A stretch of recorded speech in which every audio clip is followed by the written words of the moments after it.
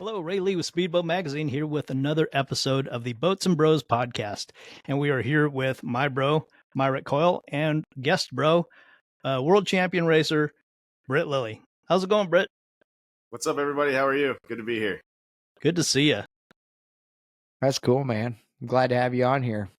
Yep. Yes, sir. Good to see you, buddy. Fellow Class 1 racers. Oh, yeah. Big rivals going at it. Yeah. Yeah, we're just, I always tell everybody I'm just the dummy behind the wheel, just holding on for dear life. Oh, yeah. I raced with Steve Curtis, so trust me, I know all about that. What's that like? Tell us about that. Oh, man.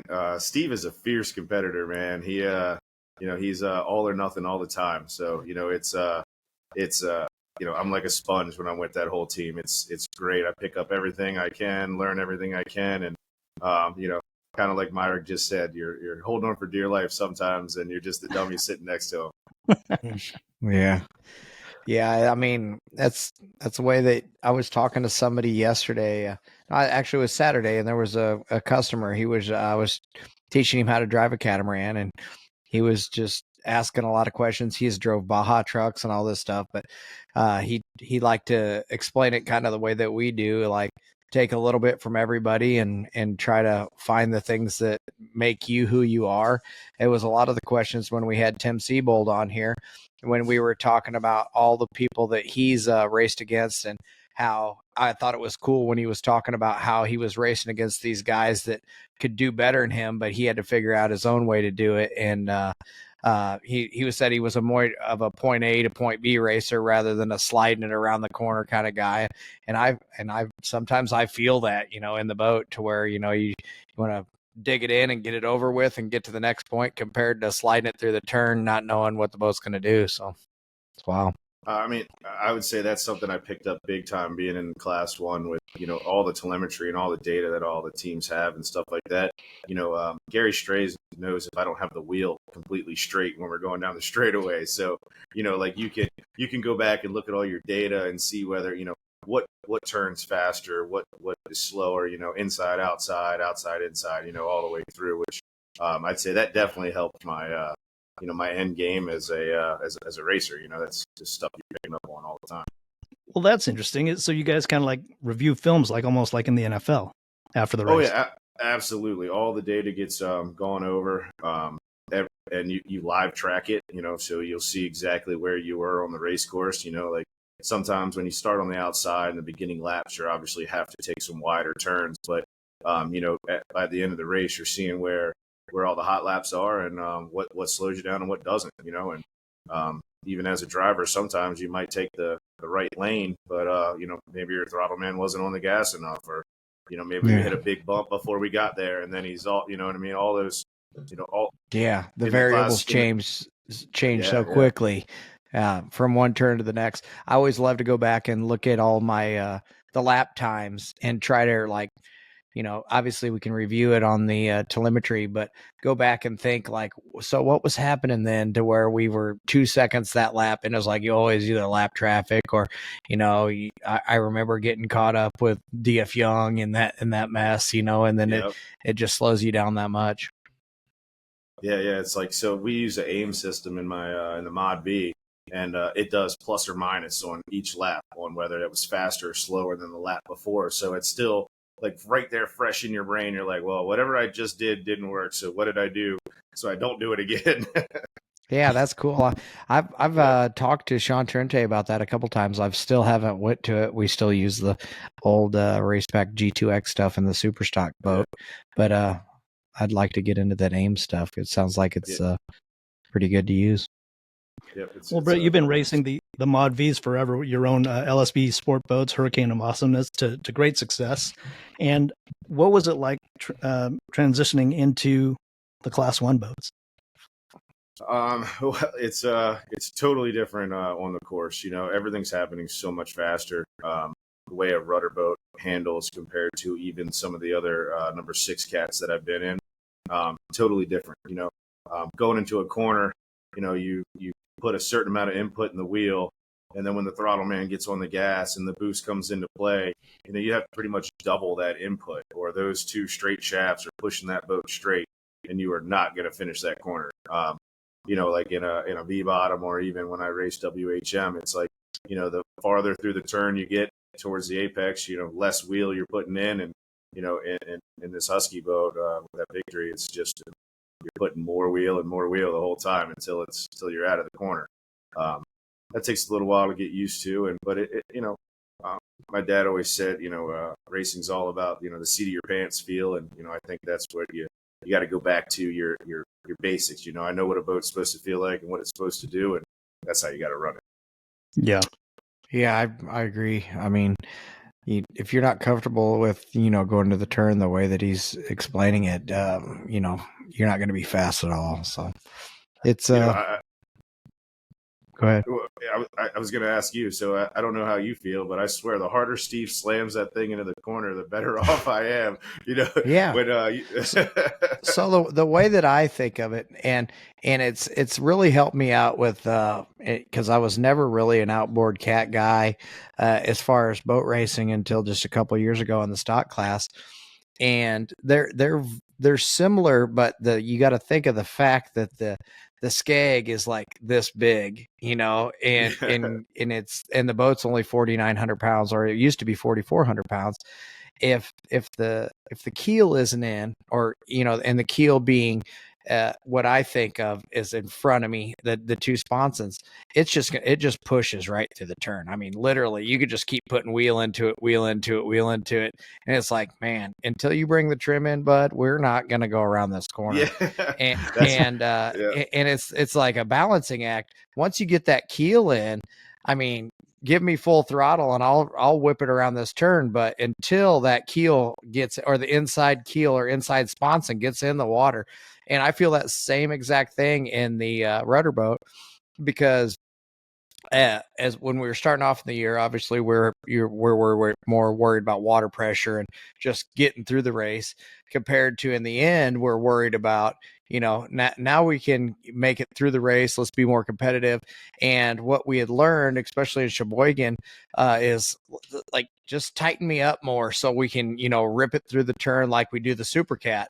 And the only thing is, the trim actually takes a little while in our boat because the cylinders are kind of slow. So leaving the turn, Tyler's just grabbing the positive on the trim, and then finally it takes off because you're waiting for the turbo lag and the trim of both, and then it's a missile out of there. But it's that whole aspect of getting the keel in.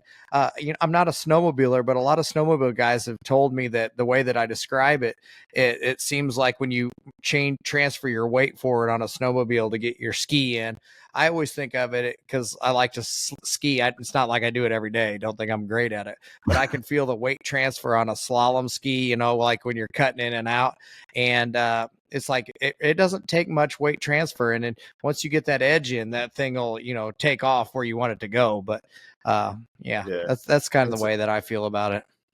It's a whole fight too. If you get too much nose bite, then once there's no air in the tunnel, then you got no speed. Oh, yeah. Then it just wants to hook. And then they're like, then, what'd you do? Yeah, what's going on? We just scrubbed all the speed because you grabbed a bunch of throttle and I was already into it. But, it's definitely a team effort in there. And if you're not jiving, you're going to get beat. Oh, yeah. It's, that's the guy that I race in Mod V, Kevin Smith, hats off to him. I mean, we barely have to have conversation in the boat. It's, he knows what I'm going to do. I know what he's going to do. And, that trust is there so much. And it makes, I think that's why we prevail really in the Mod V class. Yeah. You guys have been together for a while, right? Yeah. I started racing with him in 2013. Wow. 10 years. And what you've had, how many, you have 10 world championships right now too, don't you? Or even more? Yes, we do. Nice. That's insane. That's great. Yeah. And you guys race the LSB Hurricane of Awesomeness, Rev X Oil. Where did Hurricane of Awesomeness come from? So back in the SBI days when Stan Lane was doing all the announcing, we were looking for, we're two teams joining together. We have the Team Tuggett, Team LSB, me and Kevin Smith. And like when we joined two teams, what shall we call it? And we wanted something funny that Stan would have to announce, and it worked out. It worked out perfectly. I think Friday's race, we got the whole shot coming out of the harbor, and he said, the hurricane of awesomeness is pretty awesome right now, and I was like, yes. Yeah, that's great. That's awesome. So, yeah, there is some wild names in offshore over the years. I mean, we were talking about it before, right? The current one is D's nuts. Yeah. Scratch and sniff. Scratch and sniff. It's like it's really awesome when you're like, think about, you're trying to go to Monster, or you're trying to go to Husky Eye Spirits, and like, who are you gonna race today? We're gonna race against D's nuts. D's nuts, yeah. No, I mean, but it is cool to think about, because there is a lot of racers, or even through all the class 4, class 5, 6, and 7, that there's a lot of grassroots where guys get their start and they work their way up to Super Cat, class 1, stock boat, whatever it is. So it's a killer sport. I'm proud to be part of it. Me too, man. I tell everybody when they ask me, how did you get this job? And I said, this is the craziest story. I'm just a normal guy that works on boats at home. Yes, my dad used to race, but this is a dream come true. This isn't even, this is a fantasy time for me, getting a class 1 ride and, racing against guys like you. I mean, it's, I'm living on cloud 9. That's great. I feel the same way. There's been a lot of people ask me over the years, so, they obviously it's a lot more work than people. I mean, when they see us at a race or see us in jerseys or whatever, and they don't realize the 7 days a week for years to get there. But I always think, well, I was a boat mechanic, and I'm standing there on the dock with my tool bag, and there was nobody to drive. So and now it's your shot. You just keep doing it over and over. So so I can appreciate that where you're coming from. That's for sure. I always call the what you see on Facebook and what all the articles from Speedboat and everything like that. I was like, that's the highlight reel. They don't see what all the hard, the blood, sweat, and tears back at the shop, every day and every night. I'm still here at the shop, obviously hanging out with you guys, which is better than working. Hey. But, well, yeah, I think about the same thing. Myrick had said in a previous episode that he feels that being a boat mechanic makes himself a better racer because he can understand the boat, he can hear the boat, he can listen to it, feel what's going on. And you are also cut from the same cloth. Do you agree? I totally agree. And, from being on a Husky right now this season, that was something that Gary really liked in me, that, what did you feel? What did you think? All of my inputs and everything, and which is awesome to be asked, on a team like that. It's just been, it definitely helps. I Cocoa Beach a few years ago, we jumped out of the, throttle cable broke off the carburetor. And, I just knew because I've already done that one time on a pleasure boat. I jumped out of the boat. I was scrambling around. I got it all hooked back up, you know what I mean? And we still finished the race in second. You wouldn't do that if you didn't know anything about the boat. Yeah, right. I got a dog fight going on in my kitchen here, and wife to get it under control. It's pretty funny. I don't know if you guys can hear it. It's funny. Yeah, I can hear my child out there. With I can hear screaming. That's great. You can hear it too.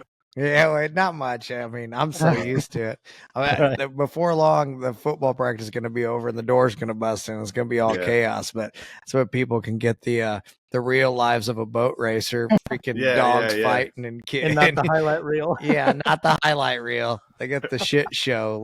That's what everyday life really is. Yeah. Right. Oh, man. Well, Myrick used to race with his mentor, Johnny Tomlinson, and Johnny had said that your current partner, Steve Curtis, was the GOAT. What have you picked up from Steve racing alongside him?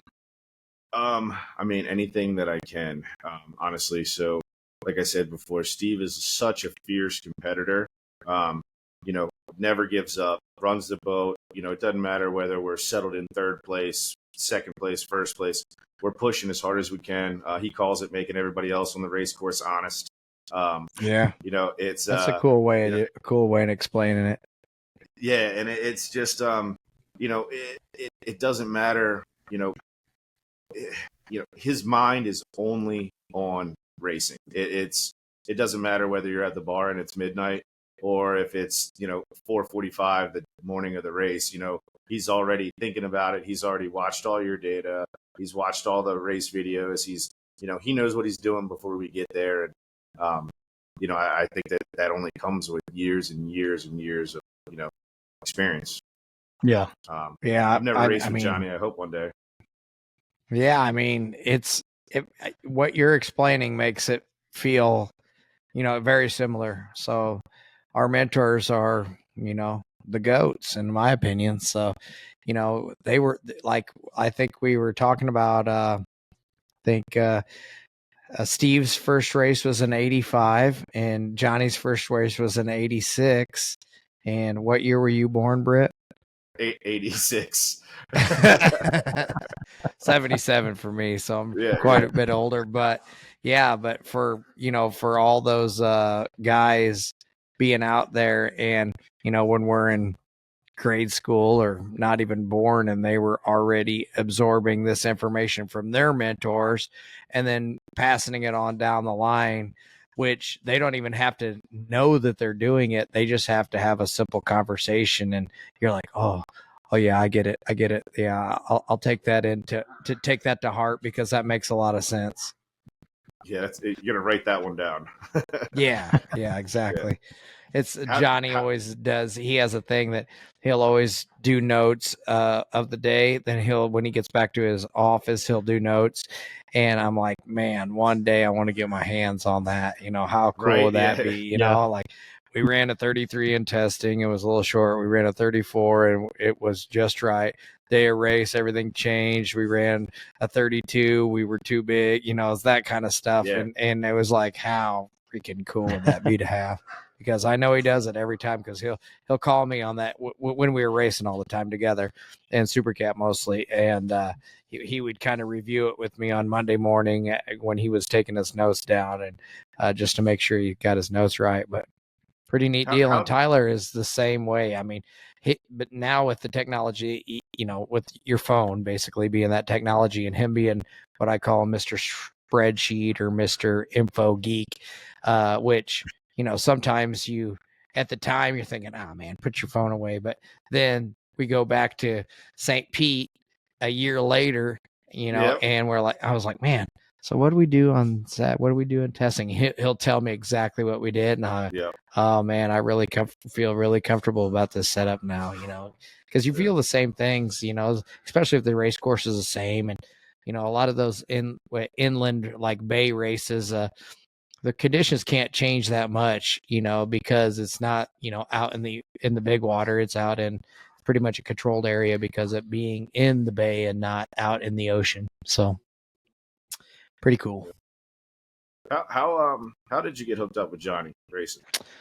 Just crewing. So Dave Scott took me aboard, and Johnny was his throttleman at the time. I remember the first time that I met him was on 188th Street, and he not that he was a dick, but he was like kind of filling me out. He's like, he's kind of like, so what do you do? I'm like, work on boats. And I had actually pulled a boat down there. He's like, and he was kind of just like, so what's your day to day, and stuff like that. And Dave brought me on kind of to be his eyes and ears, because he was using TNT for a whole boat, basically spending a lot of money with TNT, and not being able to oversee it all the time. And so I came on to be just a crew member to help out with TNT. At the time, it was John Carroll, which they called Jack Hammer, was the crew chief, and then ended up being Gary Brinker. But a lot of different people through the years. John Price was one of them. Dave McIntyre was part of the team. So a lot of people that worked at TNT, became our crew, and then basically ended up being crew chief for Johnny and Dave in the unlimited days. And I mean, there's so much work to be done on an unlimited boat. You know, it's just like a class 1 with superchargers, so it's nightmare. Yep. And you learn a lot. And so therefore we were racing Super Cat and unlimited at the same time in 2006. And Dave gave me the opportunity. He didn't like how loose and how out of control the Super Cat felt compared to the unlimited. Unlimited, 12,000 pounds and 3,000 horsepower, compared to, at the time, we were 8,500 pounds, and we had 7,600 on the rev limiters and 11.5 to 1. So our Super Cats were fast. We could 1980 or 2006, I think we could run in St. Clair 146, 147 in a Super Cat. So you could fly. And hey, fucking dogs. Dogs, and that's my dad's line. Dogs and kids. That's what he'll always say. No, but so that's how I got hooked up with him, crewing and gaining his trust. And then Dave didn't like the Super Cat, so I got the opportunity. And my title was backup driver, which I didn't care if I was backup driver or first driver, or whatever driver, whatever. It don't matter. You let me in that sucker whenever you say that I can get in there, I'll get in it. So I know all about that. Yeah. Yeah. And so my everybody on the team goes, "You're the backup driver," and I go, "Yeah." And so John Price came up with this boop boop boop as like, not back up, like reverse, buddy, back up. Yeah. So he would always give me the backup siren whenever he knew I was going to drive, because the backup driver was in. So that's how it was. Pretty simple. Brit, getting into the cockpit alongside one of the goats, Steve Curtis, for the first time, probably back in the Miss Geico days, right? What was that like? Intimidating? Were you nervous? Oh, absolutely, man. It was, we weren't even racing anybody back then. It was kind of in the change of where everybody was getting ready to go Class 1 Mercury racing with the 1100s. Yeah. And, I was not nervous to be in the boat. Just, my thought process was, how can I give Steve Curtis, or Sir Curtis, the best ride that I can give him? How can I show him that how good I can turn the boat, how smooth I can turn the boat? Then Travis would come jump in, and he would be yelling at him, telling him to go faster here, do this, do that. And I'm like, should I be more aggressive? Should I keep playing cool? I don't know I don't want to lose my ride, so yeah. It was all that was like really, really, lots of emotions, like that. Yeah. And of course, you're talking about Travis Pastrana, who is your childhood friend that you actually got into offshore racing. Talk to that. Yes. Yeah. So, we've grown up together, and Trav is by far the most competitive person in the world. Obviously, with all of his winnings and all of his records and craziness, anybody can see that. So letting him beat me in a boat race, that's something that I absolutely do not want to happen. Right. Yeah, exactly. So let's go back. You mentioned your dad, who is an offshore legend himself, Art Lilly, and he had Lilly Sport Boats, and you were raised around boating altogether. Is that how you got into the passion of the sport, racing, and the whole career of it? Oh yeah. So my dad did it when I was little. I knew when I was in elementary school that that's what I wanted to do. No doubt every day in and out, I would do anything for him to take me to the races. He took me to all the ones he could. We started racing together. My mom finally, I was always looking at race boats to buy, and my dad would kind of blow me off on it. I don't know if it's one of those protective things or not. You know what I mean? But finally got the chance to. My mom was like, "I really think you should go look at this boat." So I had to buy the tickets for me and my dad to go out there. He's playing tough and everything like that. And so we went out to Lake Tahoe, California, when tested the boat, and had it shipped back here. And it's kind of been it's been my life ever since then. What boat was that? that was the boat I still have, the Twisted T boat that Travis and Oh, Jim wow. were running. Yep. So I borrowed money from my grandfather and grandmother. My parents paid what they could. I dumped my savings account out, and yeah, like I said, I've been That's broke true since. racer there. Yeah. True racer, man. How old were Yep. you?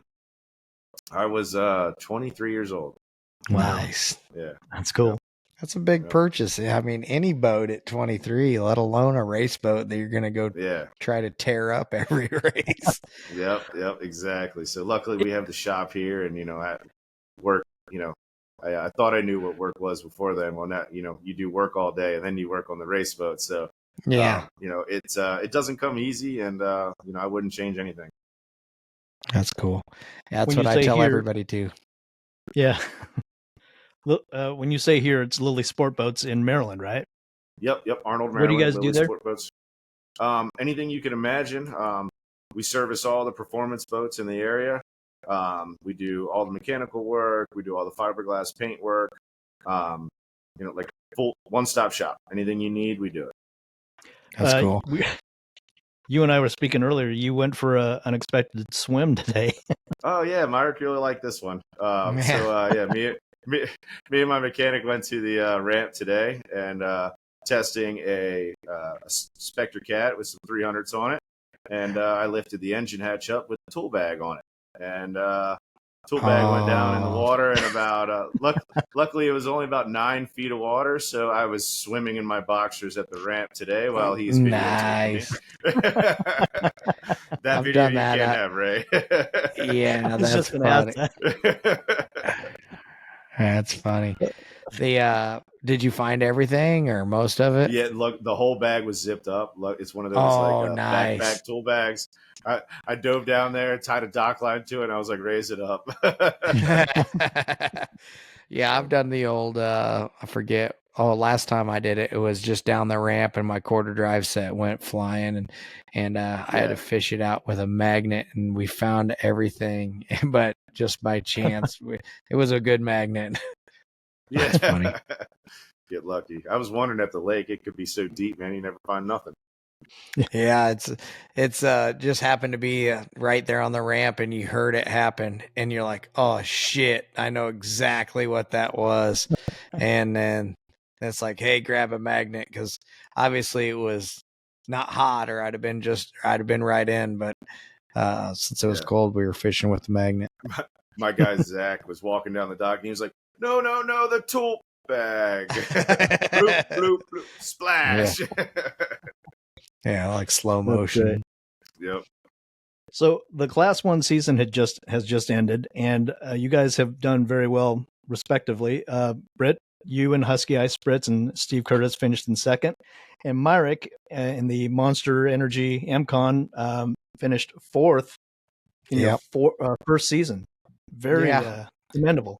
Congratulations! I was hoping to make a top 3 on the year, but good competition and new boat blues and all that stuff. But yeah, I'm proud to be Monster Energy with the Miller family on MCon, because they're great, and you want to try hard for them, and I mean, hell, we were talking about that boat all day today, the fact that we're gonna go to Key West with it and see what we can do down there, maybe learn something. I love Key West for the fact that you have 3 races, and I mean, it seems like you learn so much compared to racing on Sunday and then going back home and forgetting everything. When you do Wednesday, Friday, Sunday, it's like you can learn a lot. Yeah, that was one thing awesome about the Mercury Racing Midwest Challenge, being able to do 2 days of racing, and I agree with Key West. You're exactly right. I felt like when leaving that event, even though it was a Saturday, Sunday event, with basically no testing in between, it was still like, man, we learned a lot with this boat over this weekend. So yeah, I mean, you guys and everything had changed so much. It was fairly calm on Saturday's race, and then Sunday was nasty. So you can. And that's why Key West can be too. I mean, it's never really rough the way they have the course so far in anymore, but it still gives you adversity to where you learn your boat a lot. Steve might yell at me for saying this, but he let out a little woohoo in Sheboygan. We sent that victory like I've never. I was like, are we ever gonna come down? Like I was like, when Steve lets out a little woohoo, I was like, man, this must be really bad. Yeah. You're like, oh, great. Wow. That must have been on Sunday, right? Yeah. Yes, sir. Yes, sir. That's it was nasty. We were in the driver's meeting, and everybody had. And it was before the Saturday's race. I think it was Friday or something. They were talking. Somebody had mentioned, I think it was Gio, and he was Giovanni, and he was talking about maybe bringing the laps down or something like that. And there were 7 teams there, and they 3 teams were like, yeah, we want them down, and 3 teams were not. And so then they're like, well, MCon, what's your vote? Or Monster Energy, MCon, what's your vote? And Tyler goes, that's up to Myrick. And I'm like, and I could hear people in the background like, Mark, go long, go short, and I was thinking, well, I ain't gonna be a pussy, I'm gonna go with the full length. And then it's like you look out there and the waves are crashing over the pier, and you're like, what a dumbass I was to want to abuse myself. After lap 10, I was like, what were you thinking? I voted for all the laps too. Yeah, it was either a 12 or 14 lap event, and I was like, 14, we're here, why not? And then after you're airborne, your back's broke, you're like, man, my pride was way, or my balls were way too big, something. Yeah, I was thinking, I'm only in one boat. I'm 14 laps. That ain't shit, Yeah, exactly. But ultimately, the more laps work to both your guys' benefit, right? Because you guys won the war of attrition and made it to finish the race. We didn't make it. Yeah, they blew up on lap 12. That's right. Yeah. Yep, exactly. Way to put your foot in your mouth, Ray. I know. I blame that on the man. Yeah. Well, that woohoo must have got that engine or something. Right. That was definitely a turning point, because that was your first podium, Myrick, and you and Tyler. The Saturday one was, yeah.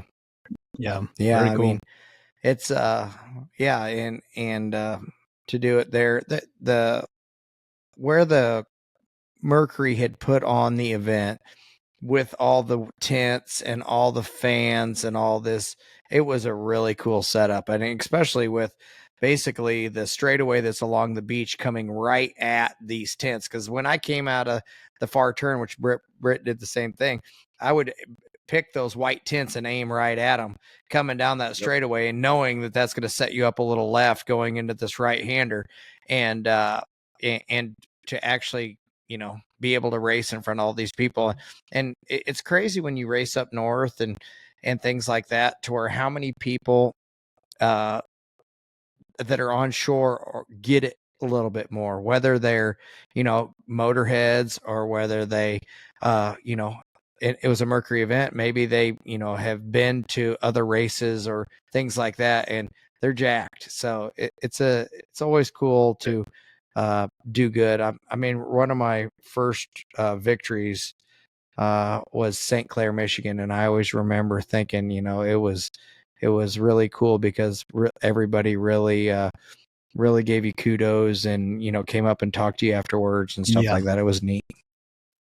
We're talking about the first annual, or the inaugural Mercury Racing Midwest Challenge in Sheboygan, Wisconsin, and what an event was, right? It's a first-year event, and the crowd, the town of Sheboygan. That's a good dad there. See that? Who do we got there, Britt? So who do we got there? Right, Stella, don't cry, baby. Hi, Stella. Hi, Stella. My clan's getting ready to bust through the door. It's going to be like a herd coming flying in here. Love you, baby. But yeah, the inaugural Mercury Racing's Midwest Challenge in Sheboygan, Wisconsin, was just a home run, right? I mean, combining the F1 tunnel boats with the offshore racing class, all running Mercury power, and just a home run of an event. Britt, what were your thoughts of it? Man, I got to go for a ride in that 2-seater, the Formula One boat. I was No right there with you. shit. Yeah. I'm jealous. dude, What was it like? Oh my god! So we were going like 100 in the straightaway, which 100 feels like 100 in all the boats. He got to that buoy and that thing made a hard 90, and I was like impaled on the side of the canopy, and I was like, okay, this is real. Yeah, that's awesome. He's like, it's a little bumpy out here. I'm trying to give you a ride, but yeah, he was giving me a ride. I can tell you that. Yeah, because I went. That's cool. I think I went right after you, and I was like, "Holy shit! I hope he doesn't give me the same ride that he gave Britt." Yeah. And Tim Siebold, man, I could tell he took it easy on me compared to what Britt got. So I was a little bit jealous. Yeah, Miss Louise, Gary Stray's wife, she got to go on Sunday, and Oh, wow. so I was over there, and she started getting nervous, and I'm like, Miss Louise, just give me a hug. I want that, this might be our last hug, and I couldn't stop messing with her and everything. It was so fun. The whole race, man. I hope we go back there. It was great. Yeah, it was. It was other than the wind on Sunday, but that's me being a bitch. Yeah, my back didn't care much for it, but yeah.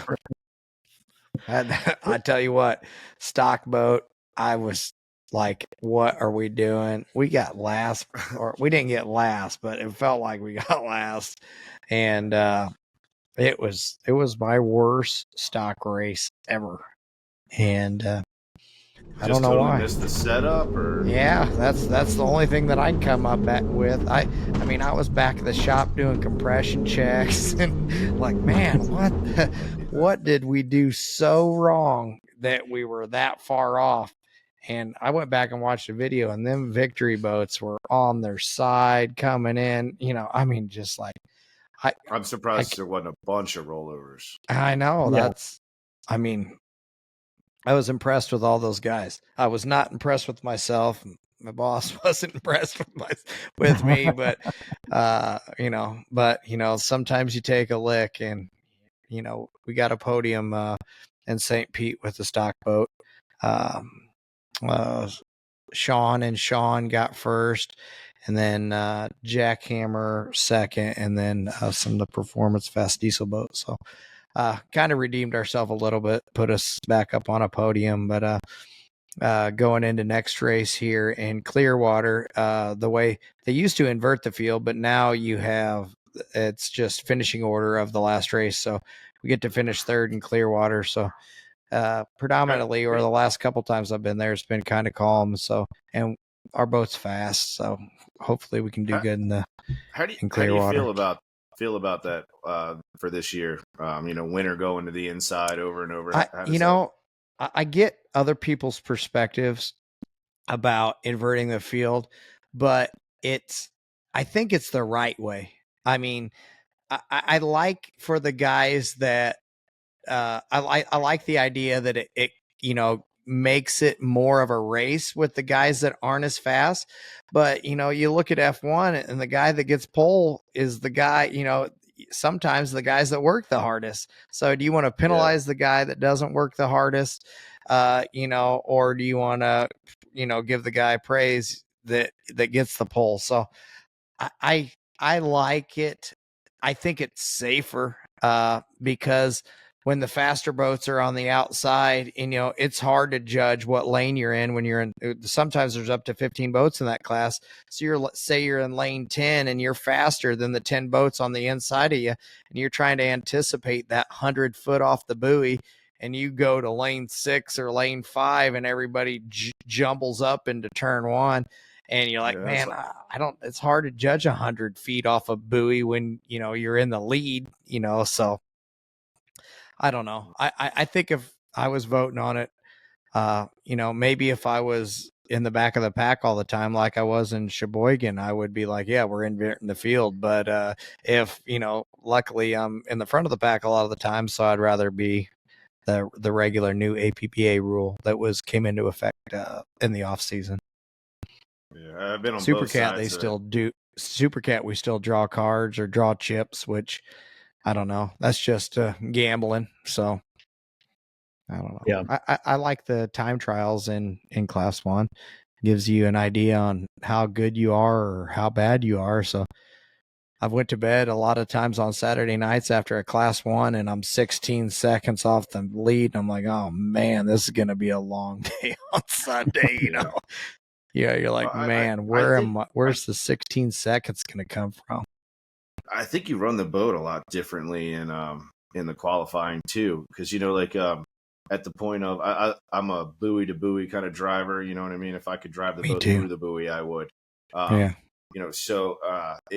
noticed that in the qualifying, it's like, all right, you need to give the buoy some space. You got to let this thing float. You got to get it drifting around here.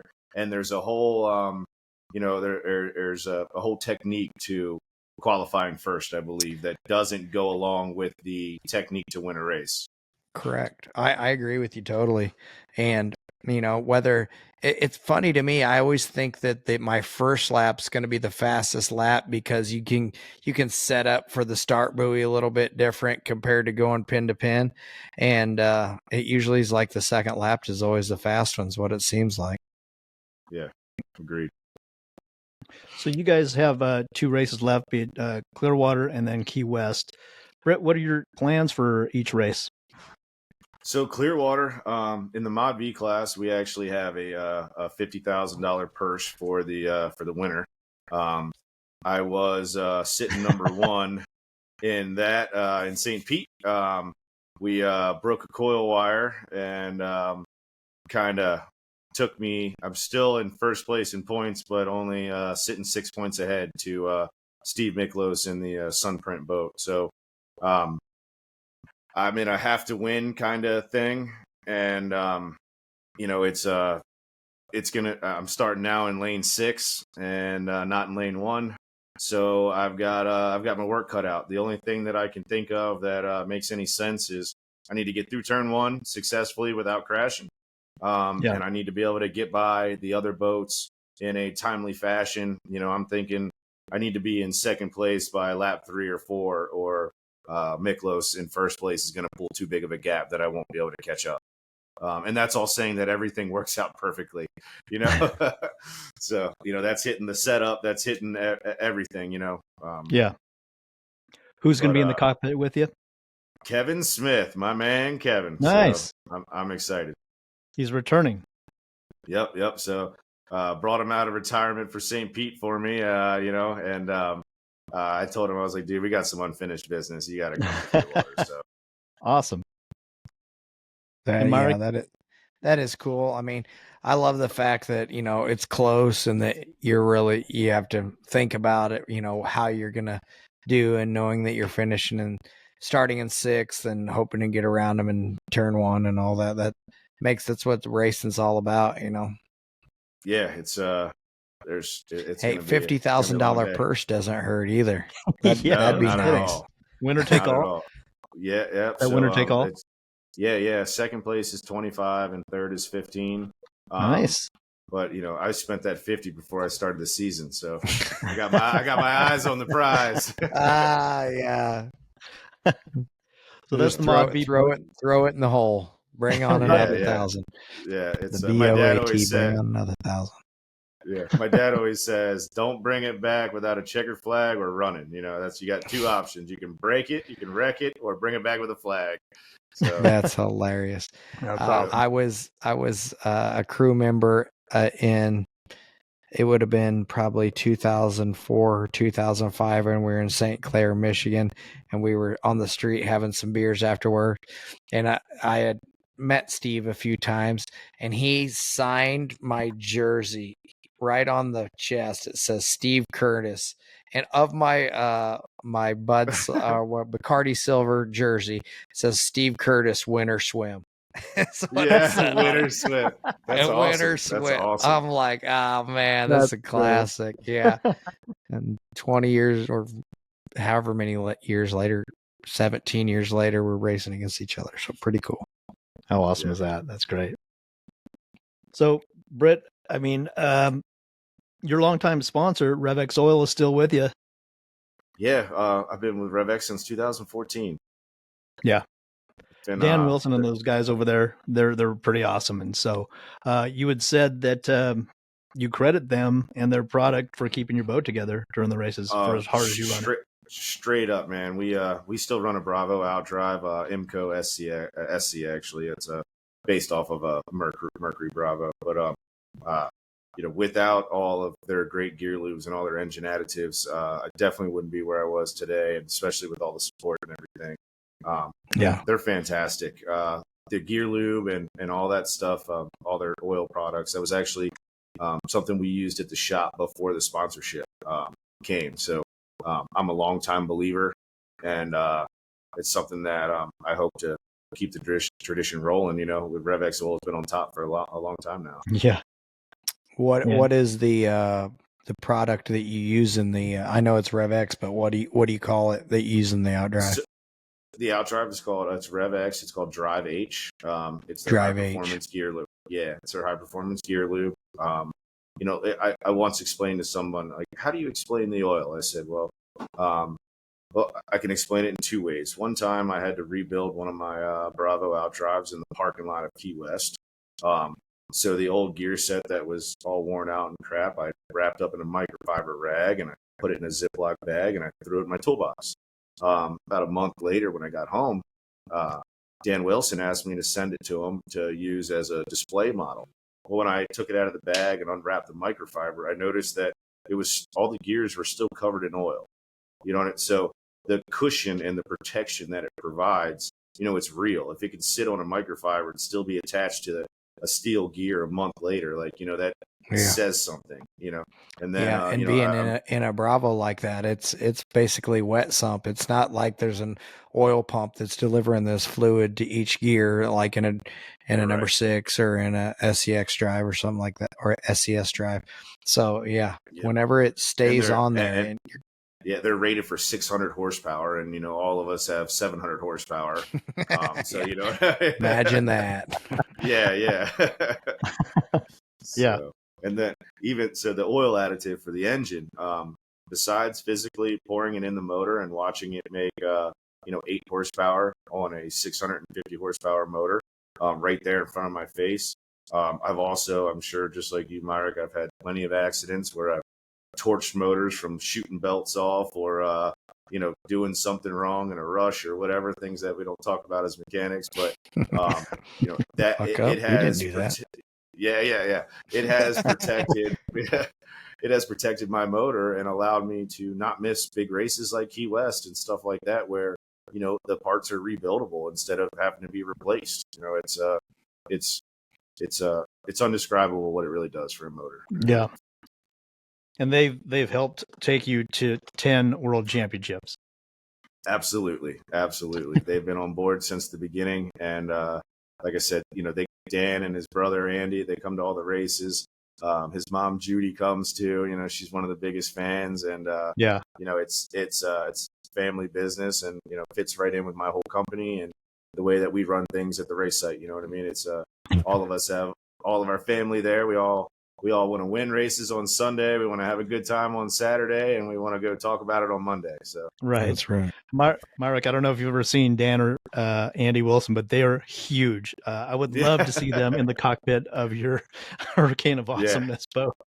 Well, Dan's actually Dan's a motorcycle guy. So he's raced all the motocross, all the street bikes, all the stuff like that forever. And their last video, they an A rider that they sponsor, they took the radiator and all the coolant out of the motor and just ran it on 2 hours later, running on the Rev X product.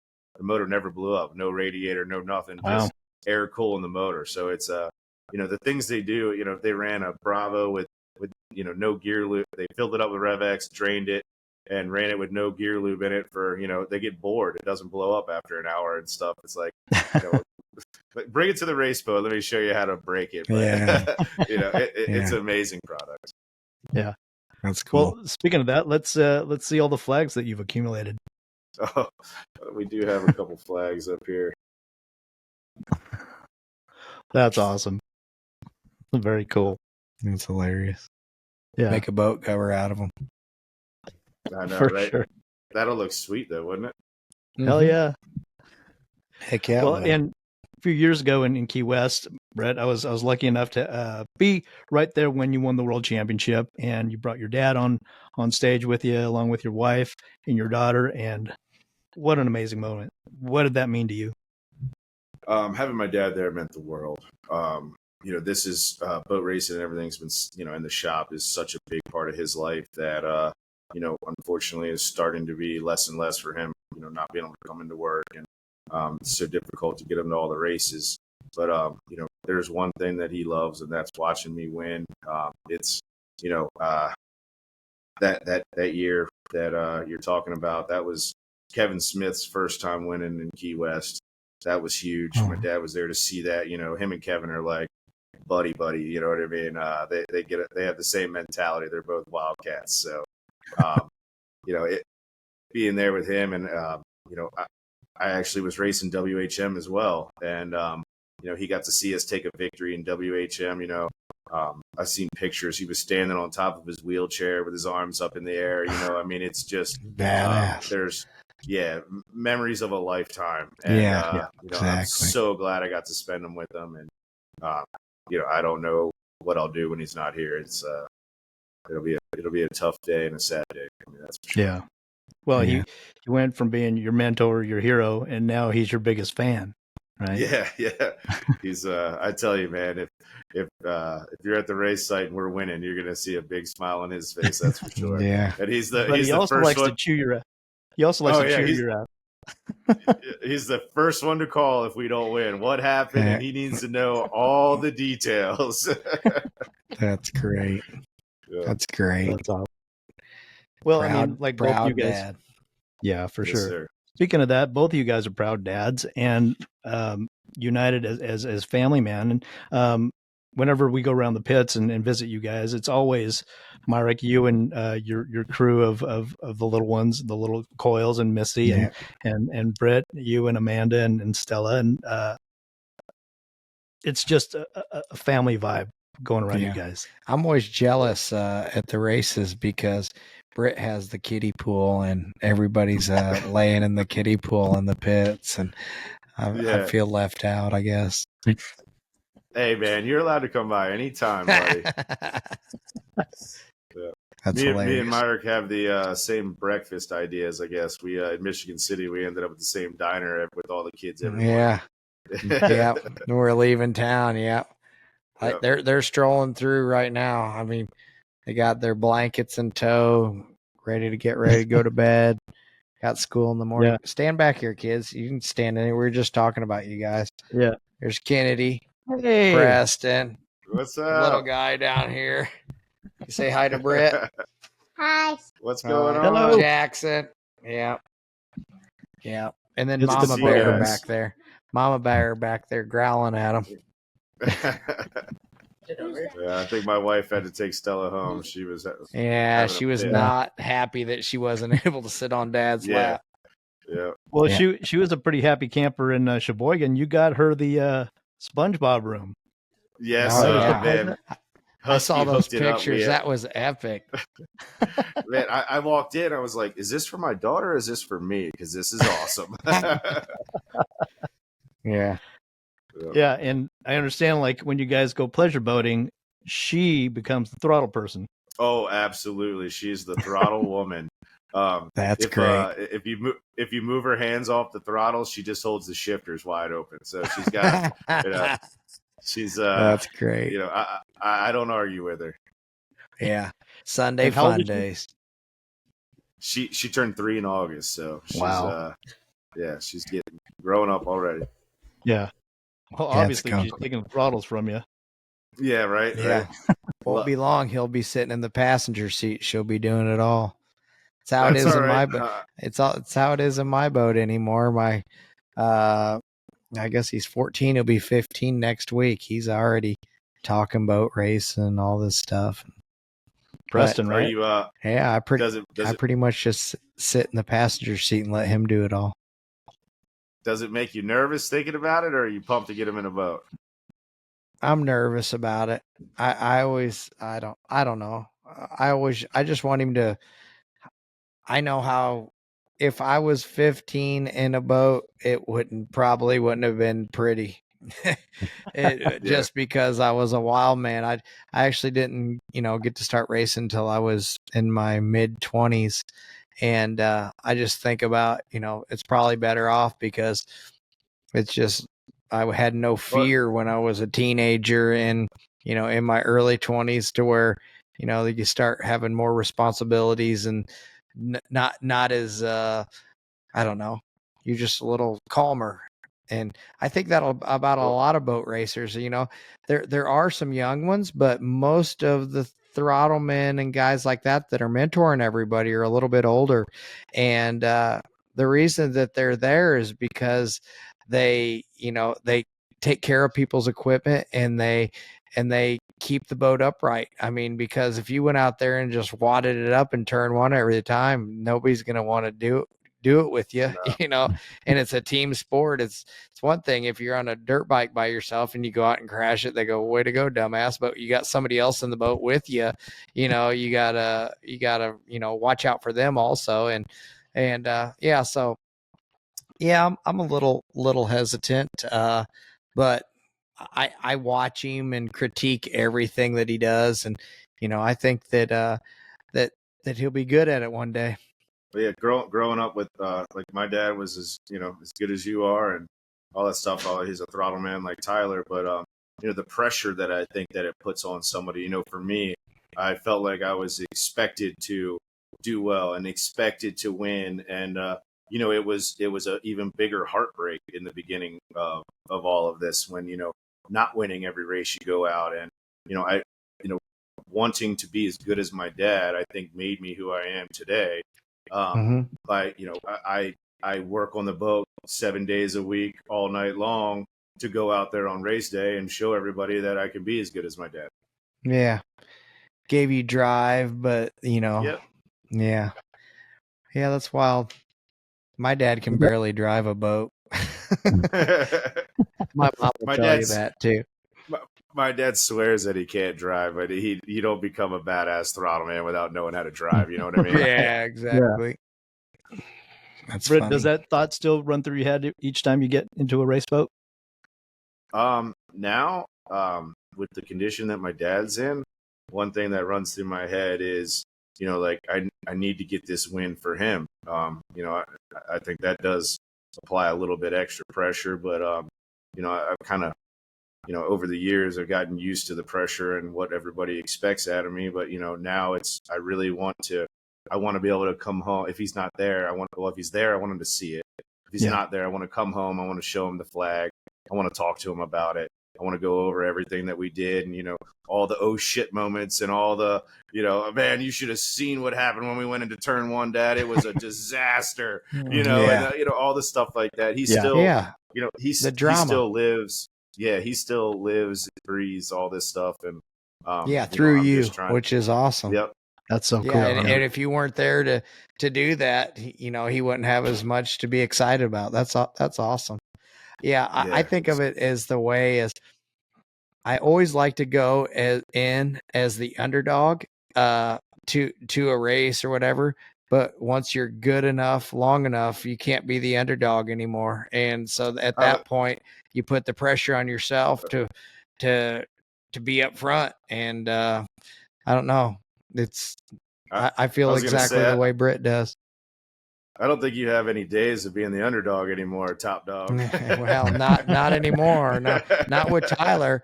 Tyler's got me up on top. I mean, he makes sure we have good equipment and that we're doing the right thing. I mean, we talk about it every day, and so going into Clearwater, we're in the lead right now, and Pro Floors is in second, and I think that if we beat them, whether they finish fifth and we finish fourth, that we win the national championship. And there's always a big thing for me to have that US 1 on the boat because that was so freaking cool. When it was one of those things that I really didn't understand, and I always saw it on whose boat was it? It was on Stuart Hames, and it was like back in the day, and it was even his pleasure boats had it. So early 2000, I was like, why does that boat have US1 on it? And even his pleasure boats had it. And because he's the national champion for the, for the US. And I'm like, oh, wow, I want that. That's cool, Yeah. and to have US1 on the boat and even S1 in stock class, had it for a year. And that was something to be proud of too. No, it's definitely Billy Moff always told me that's bad luck. Don't ever put that on your boat. That blah blah blah. And I'm like, bullshit. That thing's going on there right now. I worked hard for that one. It's going on today. Yeah. Now you're coming up on potential back to back. So good luck to you in Clearwater. That'd be fingers pretty amazing crossed. feat. Yeah. Me too. Brit, has Husky Eye Spritz decided whether or not they'll be in Key West?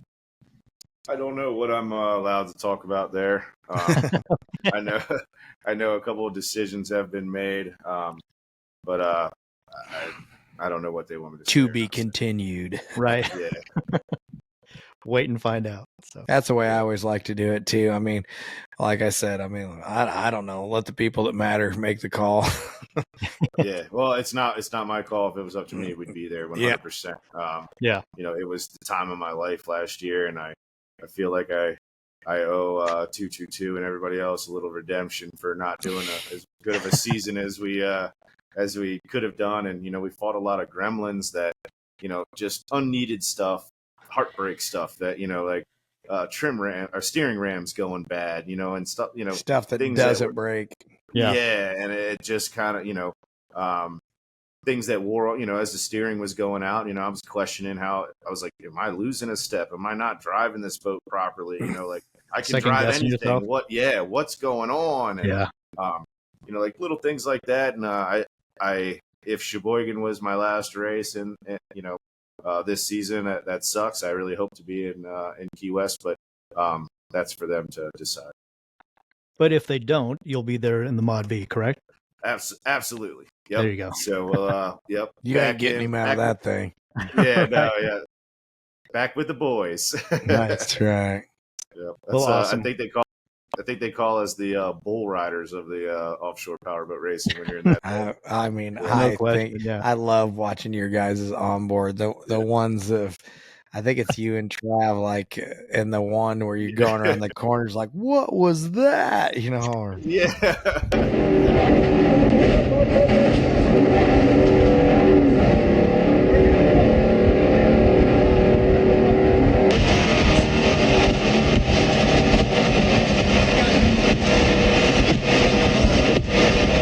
That was an epic video. Yeah. It's so good. It's went viral. It's wild. Yeah, I called after St. Pete. I called because I've been in the Husky all year. I've only been in my boat in Marathon, and I called Steve and I said, Steve, I got to tell you something, man. I said, you have spoiled me. And he's like, what are you talking about? I said, I am sore as shit. Yeah. I forgot what it was like to get to get pounded in that V bottom. Yeah, I got my ass kicked. Yeah, I know. I only made it half the race. Yeah. That's great. It is crazy. I always think of it as you feel it on Monday and then Tuesday, and then it starts to wear off Thursday, Friday, as you go through it. You're like, man, must have really took a ass kicking this weekend. Yeah. You can actually start walking on the heels of your feet by Wednesday. Yeah, it is. It's, not that if I was 21, I could have done it differently. What's the MTI kid? He was cool. He was standing by me at the Mead. Mead. Yeah. He was, you imagine being, what's he, 16, 17 in that 39 MTI 450s. I'm like, he's like, and then he's talking to me and he's like, you don't have suspension seats? I'm like, no, I don't have suspension seats. And he's like, oh, we got suspension seats. They're awesome. Yeah. I'm like, whatever, man. Yeah. They should take your suspension seat away so you can learn more. Yeah. But they've been kicking ass. You need to feel it with your ass, bud. You need to take a beating. Yeah. Yeah. I'm pretty sure I'm Both. 2 inches shorter since I've been racing Yeah. boats. But Yeah. I used to be 6 foot. I used to be 6 foot and then offshore racing. Now I'm 5'6". yeah. That's Oh, funny. wow. I know all the pictures. I got the NFL linebacker for a throttle man too. I mean, he's like, I don't know. Yeah. Tyler has 6'4", 240 pounds. Like, and Yeah. I stand beside him. I'm like, oh man. Like, great. Mutt and Jeff, or no, Lindsay always says that. What's that movie? Twins with Danny DeVito and Arnold Schwarzenegger. I'm like, oh, thanks, Lindsay. Which one am I? Oh, that's funny. Oh man, that's cold-blooded. Harsh. Yeah, Harsh I mean, family. I'm glutton for punishment. Yeah, Nice job, Lindsay. yeah. She said, Yeah. I've heard it a half a dozen times if I've heard it once, but she'll get a kick out of that. Yeah. So that's what good. she says. Whatever the movie is, she wants us to dress up like it and do the cover of it. I mean, come on. Me, I have to Kevin. get a little. I think he had a ponytail in that movie. Danny DeVito. I'll have to get a little ponytail. That'd be sweet. Get a little bald man. You know, it's funny. It was just, I don't know why they did it, but by chance, I was lucky enough to get a Top Gun in American Ethanol with John Kosker, and they put a picture of each of us. I don't know. It looks like, you know, like almost like a portrait from your senior year in high school. And it's like, I'm looking over here and he's looking over there, and it looks like the cover to Step Brothers, the movie. I mean, Yes. oh no, I'm like, oh my god. So You can then call me somebody, Dragon. I'd have to look back and like, they took our faces off of the what was it, Poker Runs of America magazine, and put it on the Step Brothers thing. And I said to John Kosker, and he's like, man, I've worked all my life to get like on the covers of these magazines, and now I'm on there with you looking like the Step Brothers thing. Like, hey man, I didn't have anything to do with it. I'm sorry, bro. Oh man, Oh, that's funny. somebody put me and Kevin Smith as Ricky Bobby and Cal Naughton Jr. from Talladega. Yeah, these people have too much time with their Snapchat filters or whatever. Vinny Diorio. Well, and Vinny, you yeah. too, Ray. Don't act like you haven't done it. I'm like, I see pictures of me. I look like a baby being held by people. That's all in good fun. Mm-hmm. Exactly. Yeah. I mean, Yeah. I can take it. I'm thick skinned. Hanging around our shop. That's what I always tell the guys. I'm like, you ain't thick skinned. Don't hang around here. You ain't gonna make it, bud. Not gonna last. Yeah. Yeah, you're not gonna last. My dad always says, leave your feelings in the car. I like that one.